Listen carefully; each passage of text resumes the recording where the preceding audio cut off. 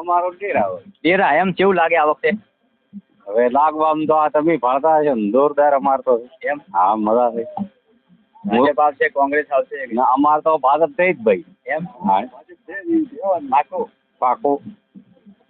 અમારે મોદી સાહેબ જો બીજું શું કોમ બીજો ને હું ભાજપ નથી. કારણ કેમ મોદી સાહેબ વિકાસ કેટલો હોય. એમ હા આ રોડ આવે, પાઇપલાઇન પડો, આ તારી ખાલી દીધી. અમારે તળાવ ભરે છે મોદી સાહેબ તો. હા અરે અમારા મોદી સાહેબ તો વાત કરો તો ચોખ્ખું માણસ છે.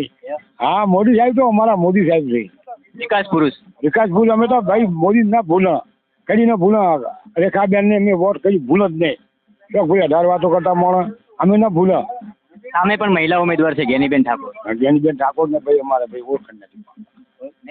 ના ગતું નહીં, ઓળખતા નથી. આપણે ખોટું ન બોલાય. જ્ઞાનીબેન નોમથી ઓળખે કે આ જ્ઞાનીબેન છે, બીજું બાકી નહીં. અમારા ભાઈ આ જે અમે તો રેખાબેન નથી ઓળખતા. મોદી સાહેબ ને જ ઓળખો? મોદી સાહેબ ને ઓળખે ભાઈ. ધારાસભ્ય મોદી સાહેબ ના કેસ સિવન સાહેબ બસ અમારે બધું પટી ગયું. અમારે તો તમે જોજો ને કેસ કેસ એમ ફૂલ હાલશું આખો બંધથી.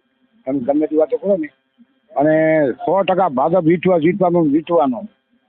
ઉપર તો મોદી સાહેબ બેસવાના. હા બેસેલા હોય તો આપણે પછી આડી કરવાનું શું? અહીંયા આપણે બનાસકાંઠામાં આપણે બનાસકાંઠામાં તો મોદી સાહેબ છે જ. ત્યારે અમારા મોદી સાહેબ તો અમારા છે જ. અને આયા છે પોતાને આયા છે તો વડી પાસે ગામ પર છે ઈજોલા મંદિર મોદી સાહેબ લીધે છે. અયોધ્યા લઈ જવાના? લઈ જાય છે ને બધાને મને લઈ જાય છે. મોદી સાહેબ લઈ જાય છે દર્શન કરવા. અમે જાશે પાછા જઈ આવજો. ના પાડે. અરે ના પાડતા છે બાબુ. મોદી સાહેબ ભાડું બધું પોતાનું. કોઈ નહીં આપણે ભાઈ હાલો બાપા. મોદી સાહેબ લઈ જવાના, આપણને શું હતો? લઈ જાય ના પણ લઈ જાય તો આપણને શું હતું?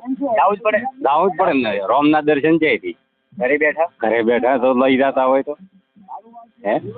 મતદારોનું એક જ કહેવું છે કે અમે નથી ઓળખતા જ્ઞાનીબેનને, નથી ઓળખતા રેખાબેનને. અમે તો નરેન્દ્ર મોદી સાહેબને ઓળખીએ છીએ કે જે એક વિકાસથી ભરેલા વ્યક્તિ છે.